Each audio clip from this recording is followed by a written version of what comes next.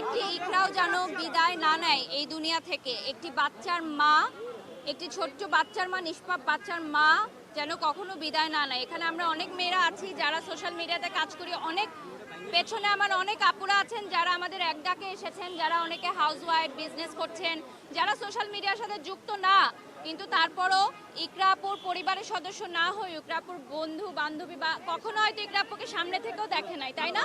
এরকম অনেকে আসছে যারা ইকরা আপুকে কখনো সামনে থেকে দেখে নাই। যে পেছনে আমাদের অনেক বোনেরা আছেন যারা দূর দূরান্ত থেকে আজকে আসছে রোজা রেখে শুধুমাত্র ন্যায় বিচারের জন্য। এবং ইকরা আপুর মার সাথে যাদের কথা হয়েছে এখানে অনেকেই আছেন। ইকরা আপুর মা একটা কথাই বলেছে যে আমার মেয়ে আত্মহত্যা করার মতো নয়। একজন মা জানে তার সন্তান কেমন। একজন মা যেহেতু স্টেটমেন্ট দিয়েছে যে আমার মেয়ে আত্মহত্যা করার মেয়ে নয়, এটা হত্যা করা হয়েছে, তাহলে এটার একটা সুষ্ঠু তদন্ত আমরা চাই। আমরা মেয়েরা একটা সুষ্ঠু তদন্ত চাই, যেটা আত্মহত্যা না হত্যা। এটা এক নম্বর টপিক। সেকেন্ড টপিক হচ্ছে একজন অভিনেতা, একজন অভিনেত্রী দুজনকে নিয়ে যে পরকীয়ার ঘটনাটা অনেকেই বলছেন, ইভেন এটার স্টেটমেন্ট কিন্তু অনেক ডিরেক্টর, প্রডিউসার, অনেক আর্টিস্টরা দিয়েছে স্টেটমেন্ট, মৌখিক স্টেটমেন্ট, ভিডিও বা অডিও, যে তারা এই বিষয়গুলো জানতো। যারা নাটক পাড়ায় কাজ করে তারা অনেকেই এই বিষয়গুলো জানতো। তো আমি সেই অভিনেতা আলভিকে রিকোয়েস্ট করব যে আপনি আইনের যে দ্বারস্থ হন।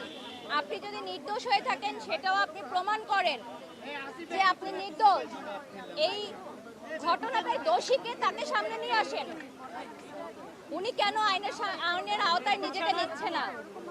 উনি যে স্টেটমেন্টগুলো দিচ্ছে এগুলো আমাদের জনগণ মেনে নিচ্ছে না। উনি যে স্টেটমেন্টগুলো এখন পর্যন্ত দিয়েছেন, এছাড়া যে অভিনেত্রীকে জড়িয়ে নামটা এসেছে সেই অভিনেত্রীও যে অডিও কলের যে স্টেটমেন্টটা দিয়েছেন এবং তার বাবা যে স্টেটমেন্টটা দিয়েছেন সেটাও কিন্তু কথার সাথে কাজের মিল নেই।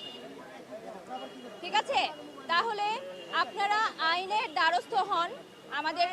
আমরা আইনকে শ্রদ্ধা জানাই। এটা হত্যা না আত্মহত্যা, এটা আমরা সুষ্ঠু তদন্ত চাই, বিচার চাই। আগে তদন্ত শুরু হোক। ইকরা আপুর পরিবারের কাছে অবশ্যই আলভি ভাইয়ের ক্ষমা চাইতে হবে। হবে হবে হবে ক্ষমা চাইতে হবে, অবশ্যই বিচার চাইতে হবে। ইকরা আপুর পরিবারের কাছে অভিনেতা আলভির ক্ষমা চাইতে হবে অবশ্যই, যেটা এখন পর্যন্ত সে ক্ষমা চায় নাই। তোমরা দেখছো কেউ? আমি দেখি নাই। উল্টা ব্লেম করে গেছে যে যাতে পরিবার দেখতে দেয় নাই তাকে, দেখতে উল্টা সে ব্লেম করে গেছে। এত বছর সংসার করলো তো উনি লাস্ট পর্যন্ত কেন দেখতে আসলো না, এটা সবচেয়ে বড় কথা।